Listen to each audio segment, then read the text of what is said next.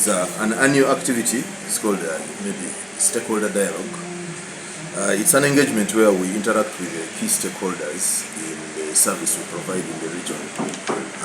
This will come from religious leaders, local leaders, cows, LC5 chairpersons, RDCs, security personnel, business owners, cutting across from the different segments of business. So it's really a time to reminisce through what has happened throughout there, what their expectation was of our service, and whether that expectation was met or not. That's from the other stakeholders. For us as a service provider, it's a time to mention or to spell out what we went through in the year, what achievements we have, the achievements scored within the year, how far we went with implementing what was discussed in the stakeholder engagement of the previous years, so that it looks like it's a progressive engagement which is iterative, with it's rotating with intentions of cleaning itself until we finally have a perfect service provided for the people of West Nile. So this is what this whole engagement was about. What is the current power demand, and how do we reach there to ensure that we do not have idle power, as people have always said? Yes. And then also the rural connection program, which was there, how did it, end? Because there are a number of people who applied, but to date they are still waiting. Yes. Okay. The current demand is spelled out using 3 parameters. There's peak demand, then we have average demand, and base load. Base load is the lowest you can experience in the region. Peak demand in the region is about 9 megawatts, but this 9 megawatts is inclusive of the demand coming from Moyo and Adjumani, which is in the UEDCL territory. So already we've managed to flip this thing. Previously we were receiving power from UEDCL. Today as we speak, we're the ones giving UEDCL power. That's the Moyo and Adjumani. Because if you're aware, our service territory ends at BDBD. Yeah. So anything beyond that is entering into UEDCL territory. So we are now supplying power from the substation in Muni, traverses the region like that, goes through all the way up to Yumbe, and at Yumbe we have an interconnection point to evacuate power into the UEDCL territory. So the demand that is coming from that territory, together with the demand within the Winreco service territory, the peak is around 9 megawatts. The average demand is about 7.8 megawatts, that's the average, and the base load, which is the lowest demand we're experiencing in the region, is about 3.6 megawatts. So, you are asking about the connections? Distribution, rural connection to communities, yes. Trading centers, schools. Yes, yeah. Okay, communities of course can only get electrified if infrastructure exists to bring the power to those communities. So one of the challenges we have, of course, infrastructure hasn't penetrated that deeply into the communities. Number 2, the areas which should receive this power should also have the capacity to utilize the power. That's mean the structure where we're taking the power should meet a certain minimum standard. So those are challenges that we're still experiencing. The demand for power, or the desire to have power, is there, but power cannot be brought to your place if you do not fulfill a certain standard. Otherwise it becomes unsafe to you and it could kill you. So one of the challenges we're facing is that the necessary rise in standard of the structures which we intend to bring this power to is still a challenge. Something needs to be done about that. It's about the economic capabilities of our people. So number 1, infrastructure hasn't extended that far. But also number 2, I think, is affordability. That we have seen areas here where power has eventually reached, but the utilization of that power in those areas that are reached is still very low. In other words, we're talking about like consumption per capita. The amount of power consumed in a household, you see that you invest heavily in taking power to that area, but the consumption there is absolutely near zero. So this project, at the end of it all, the connection we call the last mile connection is facilitated by a free meter. Meter costs are high, and this is one of the prohibitive factors mentioned by government that is making it difficult for access of electricity to be obtained or achieved.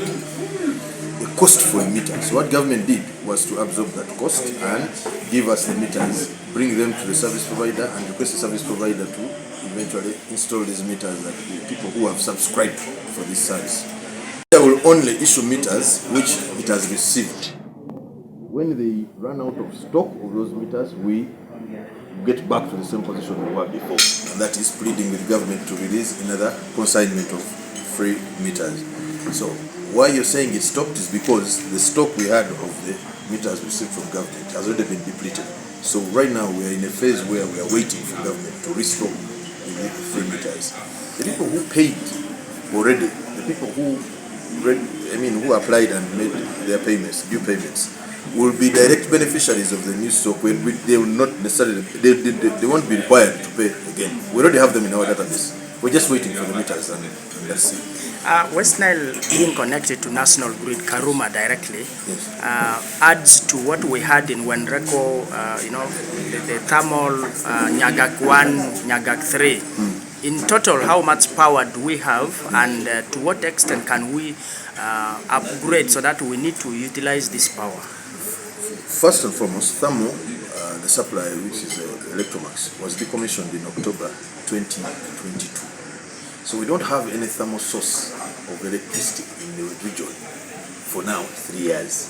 Okay, that's number one. Number two, indeed it's true, the primary source of supply now has since shifted from Nyaga to national grid. Primary meaning the main. Previously, the main source of supply was Nyaga, but considering the growth in demand, it makes sense for the source which has big capacity to become the primary. So Nyagak now becomes a supplementary source of supply. We call it secondary source of supply. But the two sources are synchronized. Yeah, that is technical language to mean the two sources are unified together. You can't know who is supplying power where and where, like that. So this we did, I think, by around December last year. Fair enough to say completion of test was done in January this year for us to eventually synchronize with the national grid. So the two sources of supply speak the same language now and are unified together. And but in terms, from a technical perspective, you can say the national grid is primary and Nyagak is secondary source of supply in the region. Yes. So in total, how much power do we have that is not utilized, that we need to look for more, upgrade or even investors to utilize this power? Yes. In simple terms, you would call it available capacity, not power which is not utilized. The two may sound the same, but they mean different things.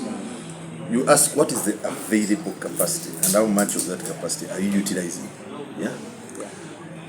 Approximately we have around 145 megawatts of available capacity right now, though it's projected to go to about 165 to 170 by the end of 2026. But as we speak right now, around 145 megawatts of available capacity in the region.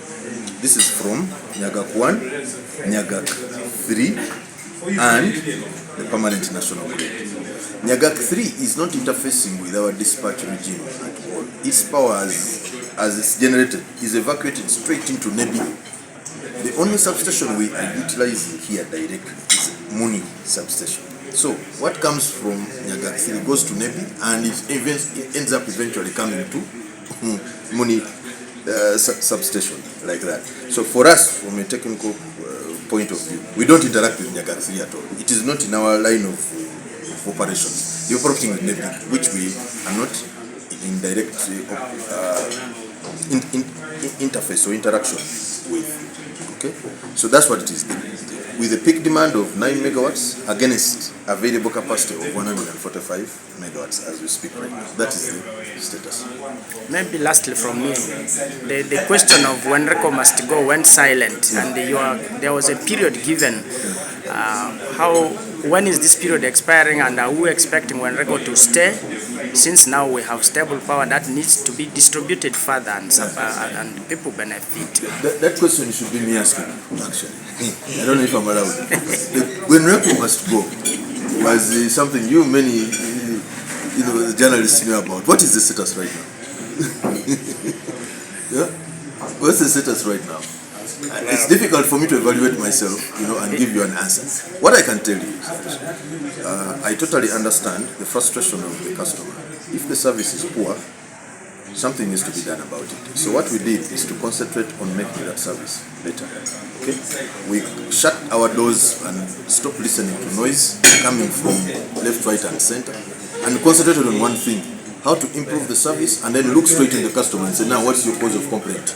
Now that this has been resolved, what's the source of complaint?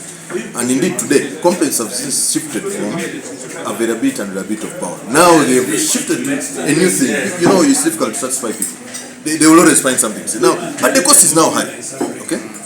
And that one too has now become a matter that we are trying to address using the many approaches like we've mentioned in the engagement, the dialogue we've just had. How to deal with that. Well, what I can say is, at the end of the day, reliable and stable supply is a direct driver of development. What we are doing right now intentionally is to dangle a product we are selling in front of the customer's face to a point where they don't even need it anymore. It's like how you buy whatever you need and it is so much in surplus available to you that you get tired of that product.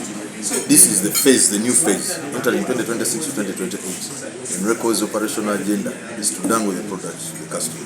You will get tired of electricity. Most of this vandalism and theft of power and so forth have been attributed to the high cost of the tariff. What are you going to do as Wenreko to ensure that this is held down?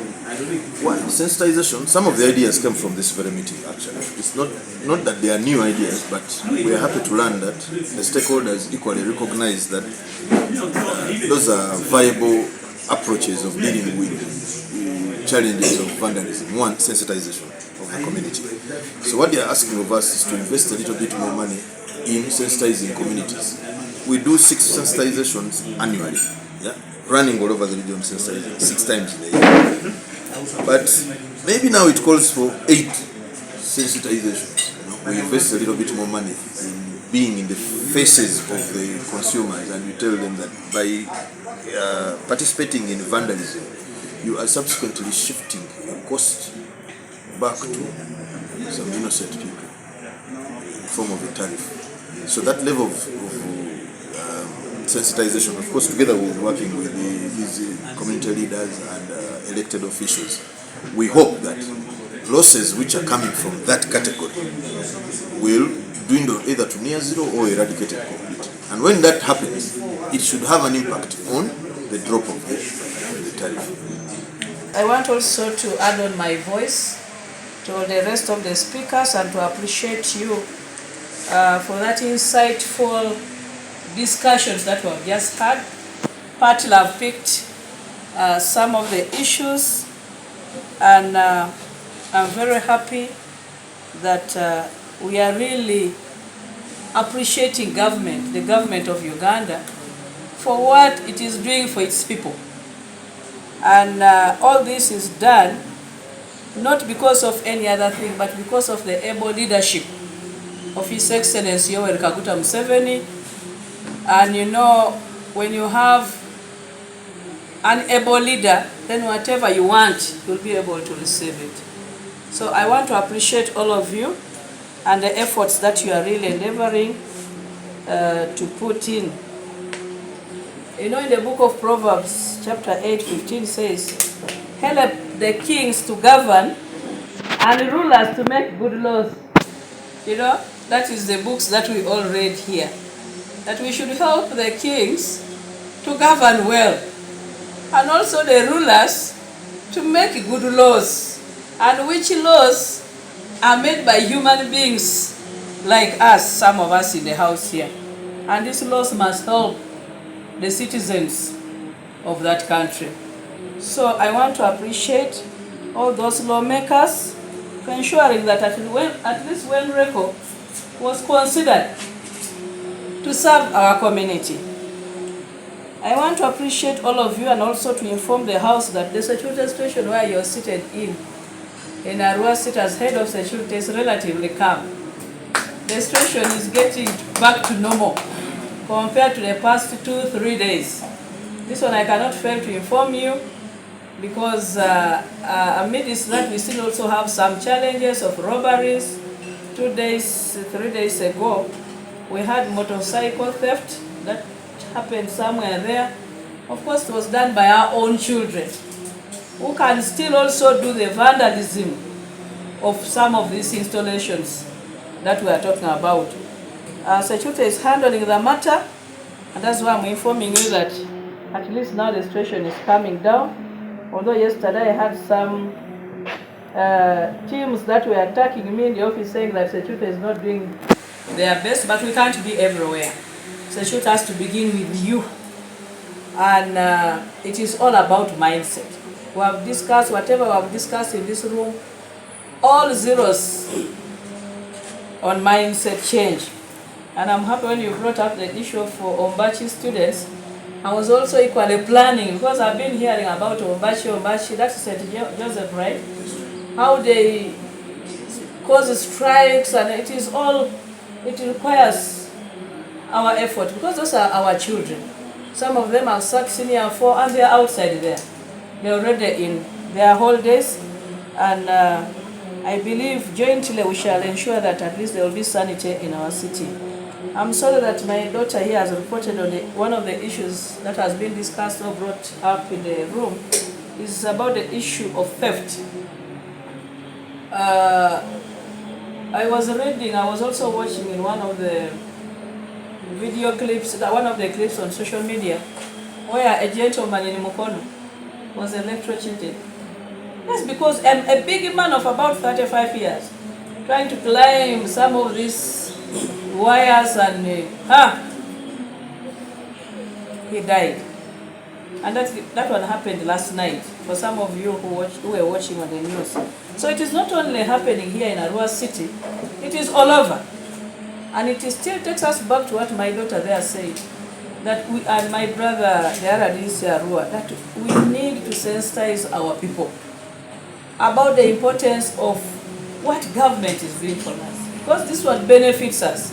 So somebody climbing up there to cut down these wires because he's looking just for some small money, not being mindful of his life, it requires us to do a lot. And yesterday in one of the engagements, I was telling people that, almost I think the level of madness is increasing. Most of the people are mad, but it's only the degree that varies. Because you see, an adult, beginning from down and going up there, really you see that it requires a lot. However, I will not say much because I'm told that time is not on our side, but I want to recognize so much your significant efforts, the milestones you have taken us of connecting all this to the grid, all the way from Kole, Gulu, Nebi to the transmission line. As a new person in the area, when I was the first day when I was loading my power, I was used to is it light what? So that is what I put. So somebody told me, you have to click on Wenreko. I said, what is Wenreko before? But I'm happy that the services you're rendering to our people is quite good. Yes, I was in Uyende initially before coming here. And in Uyende, having electricity was like a dream. That is in Kamuli, those ends of Obusoga. You would spend like about 4 or 5 days. Not until I got annoyed and I decided to install this the solar system in order to have a sustainable kind of, because now when you have these phones, of course, definitely you have to charge. So I came carrying my solar to Arua. Thinking that it would be the same story. But I was happy I ended up even taking it back home. I was happy because ever since I came here, in fact, electricity has never gone off. Yeah. So that is also a positive one feedback like the rest. My deputy speaker was appreciating and was giving you flowers. So it is very, very important to appreciate what the government is doing. And of course, everybody is talking about economic opportunities. About this, I don't want to go into that, in details of that. And also the outcome of improving the quality of life for our people. That one has also been mentioned. But I also want to emphasize so much on the issues of coordination, collaboration, and information sharing. What we are doing right now here in this house is about information sharing. Because some of us maybe didn't know what WENRECO was doing, didn't know what the government, the role of the government, and didn't even know our roles as stakeholders.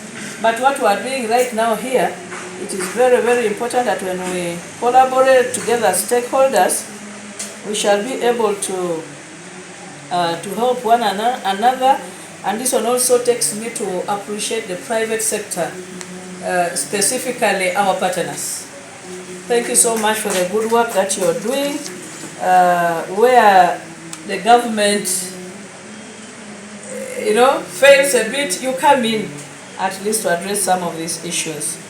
Therefore, of course, not forgetting some of the existing challenges that have all been discussed here. Those challenges are there, but I believe that we have all, in our action points, promised that some of those challenges will be mitigated. I was making it from informed point of view because the generation was 3.5. The demand had outstripped the generation. And therefore, I was just making appreciation to WENRECO for that. I risked, ladies and gentlemen, those of us who have that platform, that is the instance I will never forget in my life. Everybody was on my case. That immediately that very day came up with a platform called WENRECO Must Go. It was as if I defiled a lady below the age of 18 years. Greatest offense. Greatest offense I made. Yet I was speaking from informed point of view. Ladies and gentlemen, that history is very, very important. Please write it somewhere. It must be circulating amongst the leaders so that we don't waste time understanding the issues. You touched on the compensation of customers and so forth. I think we identify with you. The problem is not from you. The problem is from the center. Some monies have left the center and disappeared between the center and the beneficiaries in Arua district. And I have a whole list of those whose money disappeared on the way. I'm holding PS and the commissioner accountable as far as this is concerned. You are talking about, this again affected some black spots. You are talking about some black spots. There's a whole power line extended from Bondo to Lazebo, even up to the health center. Up to now, that power line is not energized because one mother is not compensated. And I took this up to the system, and I found this mother was to be compensated 9.5 million. You just see the population that is not served. And I think I've reached a point where they must pay that mother, and WENRECO is ready to power that line. I don't know, we may need to engage in a discussion. We cannot allow a whole community plus a health center to suffer and a trading center to suffer just because one person is not compensated, worth 9.5 million. And I'm sure if that line was powered, WENRECO will be making more money for us today as government of Uganda. Looking at the beneficiaries along that line. Would 9.5 really block us from getting more than 9.5 million? No, honestly not. I think we need to have a meeting with you after this and see that that power line is energized and the Lazebo people along that direction, they get power. The other thing is we must thank you for the corporate social responsibility that you're extending to us. We appreciate that, and I think that must be blown to the loudest tone of the voice. Now, the question of how can we create 150 megawatts demand? This can only be done by what you say, by creating a think tank. Many people in this region have reached what is called their end of thinking capacity. It's like a ceiling where they can think and stop here. Now we need some people to pick from where they are thinking and stop and then end the thing high up there. So I buy with you, think tank is the way to go. And therefore, I would like to extend a special invitation to you. Tomorrow I have a high-level meeting. No, on Monday, a high-level meeting, a special invitation to you and Silas. We need to be in this think tank meeting somehow and see what we can do with partners from outside as far as demand creation or whatever you talked about is concerned. The other issues about bush burning, about cutting down timbers and so forth, that really offset the lining. Engage with us. To me, engage with us as the leaders. We cannot. The law provides that bush burning must not take place. We must join hands with you to make sure we fight bush burning. Then electricity theft is a criminal act. And I think none of the leaders is ready to support a criminal act of theft of electricity. So the only thing is we need to find solution. Those people will never come to an end. Jesus came because of them. The only task we have is how can we manage them? And to manage them, we need to speak one language and so forth. I'm from Nigeria, so I want to really commend what Morocco is doing here. Because most of us don't really know the kind of blessings we have with what is happening here, unless you check where other people are sort of coming from. But I have two questions.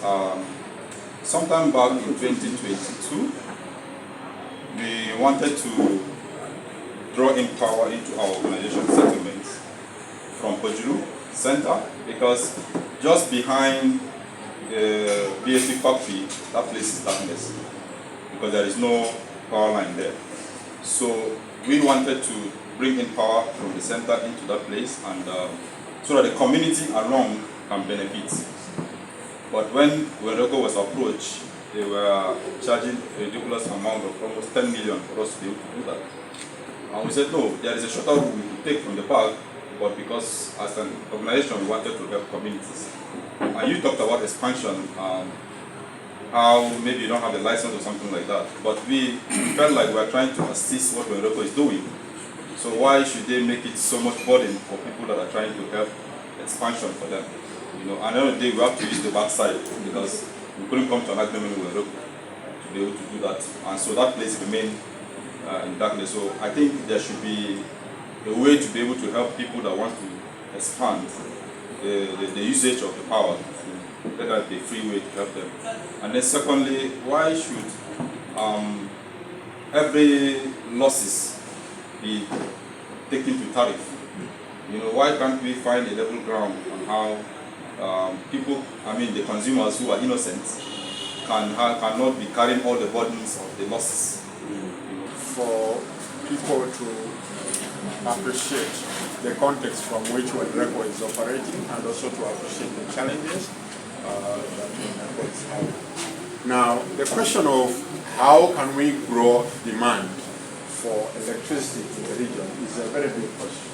And I think this is a question that all our leaders will carry on their mind.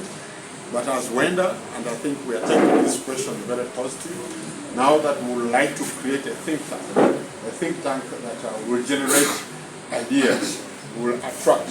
And I think our focal person for partnerships and our private sector, Honorable Alfred Oponzi, is doing a great deal. Recently we were meeting all the European embassies, presenting to them our needs as a region to integrate in their next 5 years plans. And on Monday, it is true that we are having a meeting that we are hosting at our office with an investor who is interested in bringing aircraft that will do inland transport for us from Arua airfield to Entebbe, and of course also to Congo as well. But they are interested in another component, that is agriculture. So on Monday we're going to be meeting with them. And so I invite, he has already extended invitation to Mr. Silas, and of course with the General Manager of WENRECO. It will be an initial stage that we are beginning to have conversations with foreign partners or investors and interest them in the capacity now that we have to guarantee establishment of factories. And of course, as you saw in the recent campaigns, you see the number of young people who are running after politicians. These young people are young people who are struggling with unemployment. They need answers to their questions, and they are finding these answers only in politicians, but we will find these answers in attracting investors that can put factories here, and these factories can be able to employ these young people that we have. That is what I just want to say. I hope that the Ubuntu of WENRECO goes on, just to say that these conversations need to keep moving on, and we hope that WENRECO can be prepared to support our first think tank meeting. We will work with Silas from the private sector to identify the trailblazers that we have around that can come into that think tank, and we'll begin just talking about the debate of how do we grow demand for the power that we have. And that will be only one question. You know, our conversations in most cases get derailed by people swaying in different directions, but we will have one goal. Our goal is specific. How do we grow demand for the electricity that we have in the region? And that is the topic of conversation. I think that is something which we can follow through. Pray that in such kind of engagements, all the sectors, the key actor players in the power distribution system must be present in the meeting, so that we put the right words to the right people. You see, there's something, it has us. I want pole in my premises. The distance between the pole and me can be 100 meters. When you consult, they say, please you need to procure what? The poles. And once you procure the poles, there is time that this is not your pole. Me, after spending 2 million or 3 million, at the end we say the pole does not belong to me. It is for a proper WENRECO. That's something that needs to be explained. Because if we make it more easier, if a pole is like from 500 to 300, I want to tell you more people will even connect without any disturbance. But putting it too high is one way of also exposing us. And that's the reason why people are stealing. You see, when something is too high, the only thing you can do is to steal, to survive. But if you make something relaxed, as you have been explaining here, everybody will wish to help without disturbance. So can we have that to be regulated? Members of Parliament, we need to have an engagement where we bring the members of Parliament, because when it comes to tariff rates, still we are complaining about the tariff rates. We need to explain to them, and when they go to Parliament, they must bring that one very clearly. And then those responsible officers who are responsible. I think my key issues here is only about the issue of connectivity. Yes, the customer care, my sister has explained. There was time when in a hospital, I called the customer care to give because there's something in your meters when it goes, you have to call. I left my bed at 10:30 p.m. See, operation was taking place. Just only for them to give us that clearing code. We call customer care up tomorrow. You see, first of all, the person is sick, that give us a few minutes, so I'll get back to you. Up tomorrow, we will not get back. Until the day has to go. We have to go and get a generator to ensure that that mother will serve. Can we have a response when we are having some of these emergencies, so that we're able to address? We are presenting the power is stable. The power is stable, and we are trying to. Now we are setting here, it is the private sector that handles pole extension service. May I know who clears these people? Is it government or WENRECO? Whichever entity that clears them, is there any regulatory whatever? Because the way they operate is just like they are just from, they give different tariffs. You may ask one, they say one pole service is 2.5, you ask another one, they first look at you. Your outlook makes them to charge. Can't they really have uniform rate, affordable one? Because at the moment it's around 2.5 million. Can any ordinary person afford that? I have a plot there with the water, the next pole from me is I think 56 meters. I tried them. One told me 2.7, another one told me 2.3. I'm still stuck. I'm still stuck, and yet I call myself LC5 chairman.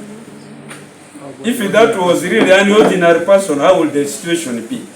Let's do something in that area, please. Hold on, Wahab. I am representing the LC5 from Madokolo district.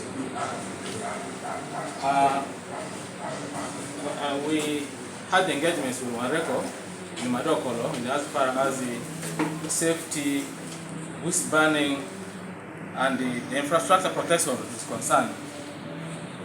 We are glad to inform you that the people now enjoying power, especially the lower Mali, these days we had the power hardly goes off.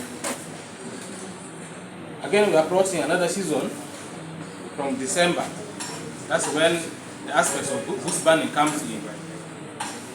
Let as leaders of Madokolo to continue with the sensitization that you have already started with those our subsequent programs to ensure that this engagement and the advocacy to stop people from engaging in bush burning and other activities that also derail us from continuity of supply. We're in a political season. I want to call on our governors inside here that as we campaign, or as we move in these rallies, let's also pass the message that has been disseminated here by the manager. That way, people, because in campaigns people come many, and they will be able to listen to the leaders. And when leaders will take responsibility of this thing, they will take it positively.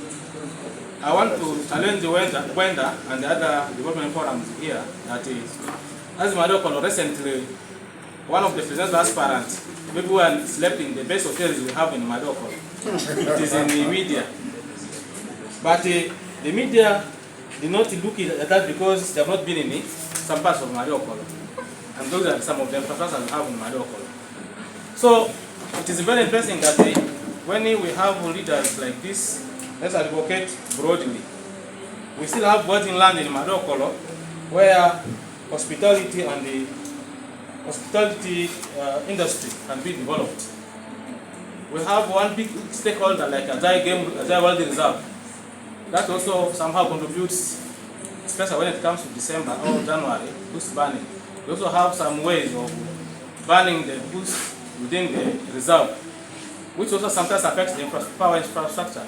I would think that we should also engage them in some of these meetings so that they can also understand that some of the actions they do may be blaming them on community when it also it is within there. This power has other stakeholders for us to get power to the local person there. And indeed we have enough power. But when we talk about having enough power and the entire community is still in darkness, no one will believe in us. Can we really have such a meeting with all those other stakeholders who are also part of the distribution of power? Because as we move around, people like in my district Zongo, we have generated 2 power stations in Zongo, but the community is in darkness. But even the other day when we were commissioning Nyagaki 3, the issue was when are we getting this power? Now that we know that Wanreko is only distributing the real power, can we have such engagement with even the people from the ministry who are also taking, all other stakeholders who are responsible for distribution of power to the community?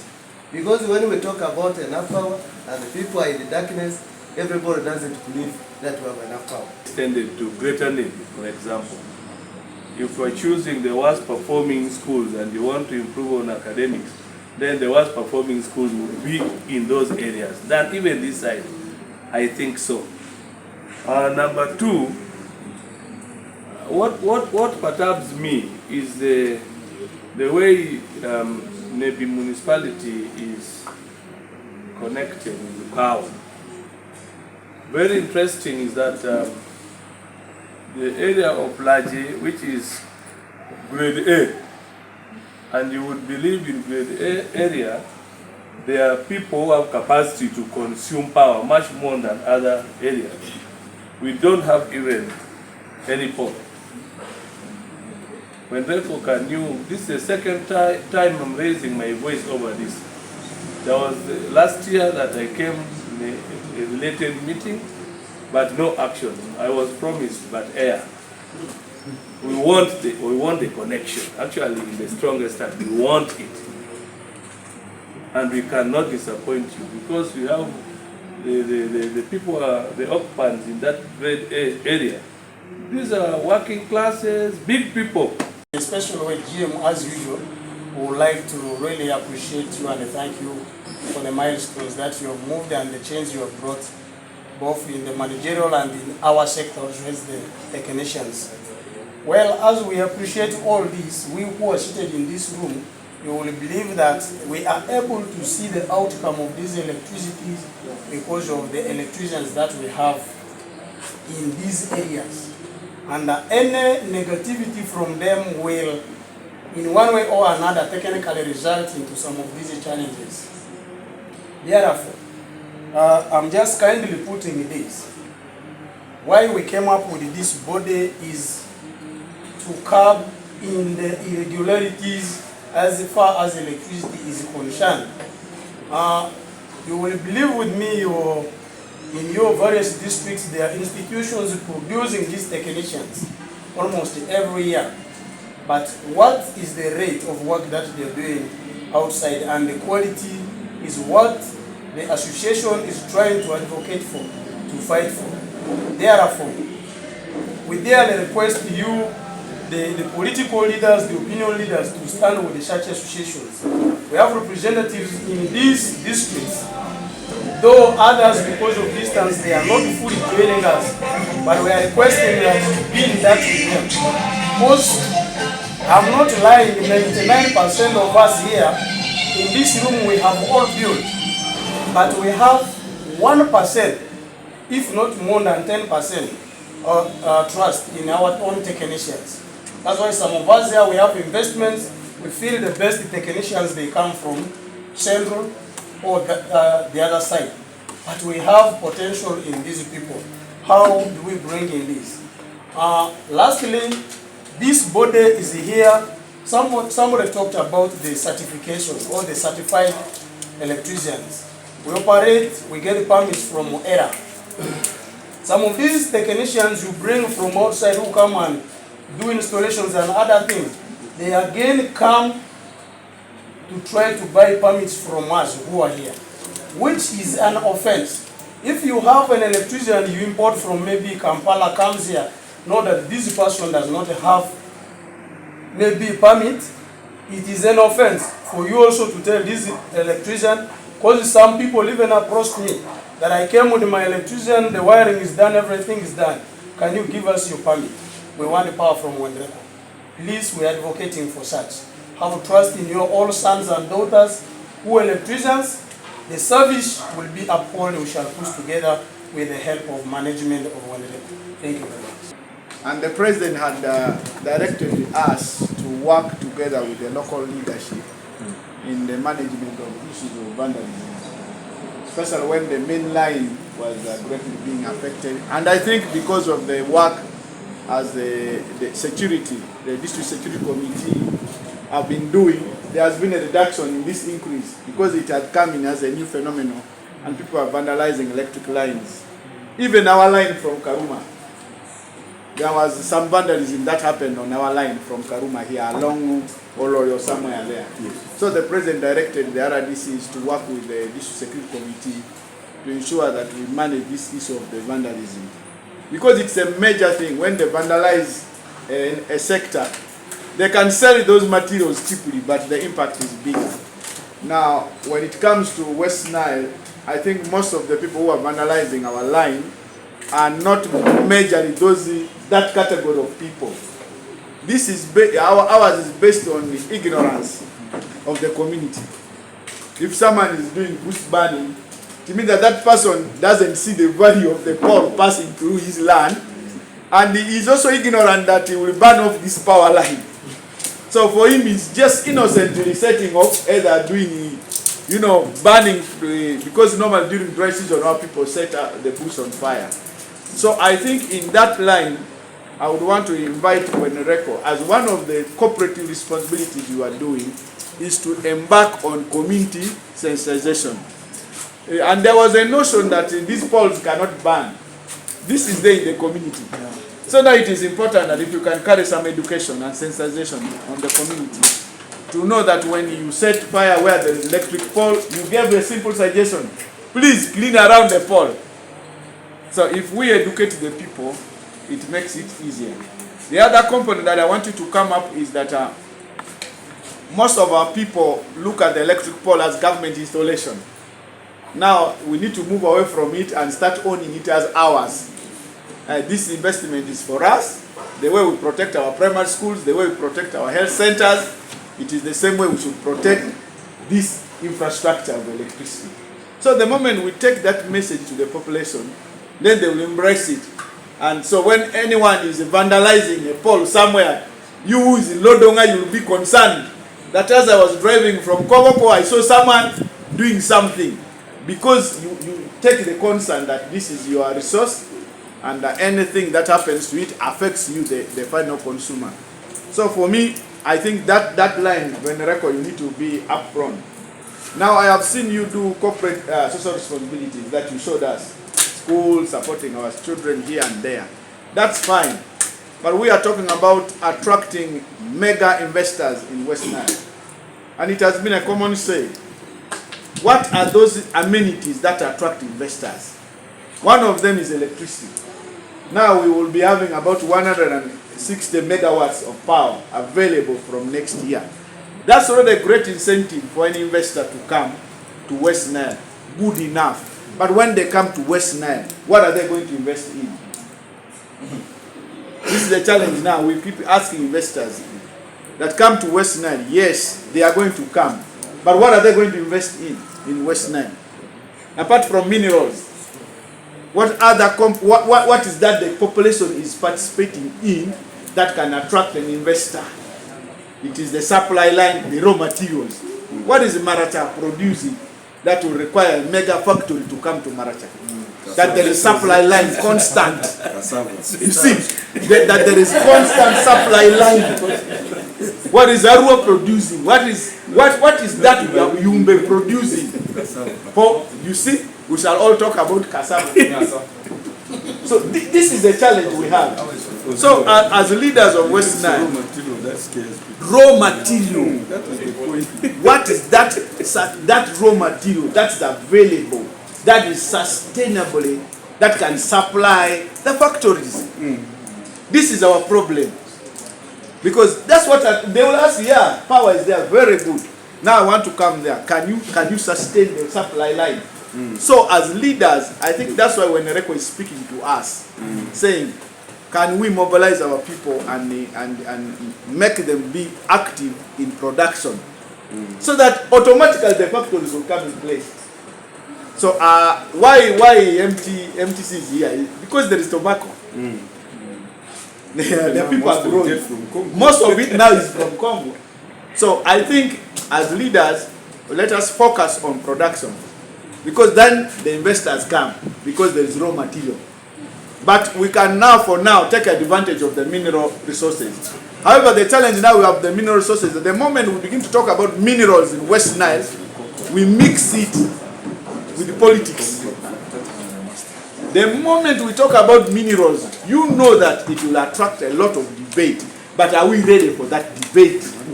That we are able to stand and say, yes, this is where people will be employed, this is where we will get a lot of return in investment. Can we sustain it? So I think as leaders, we must be strategic enough to speak to our people, to have positive mind.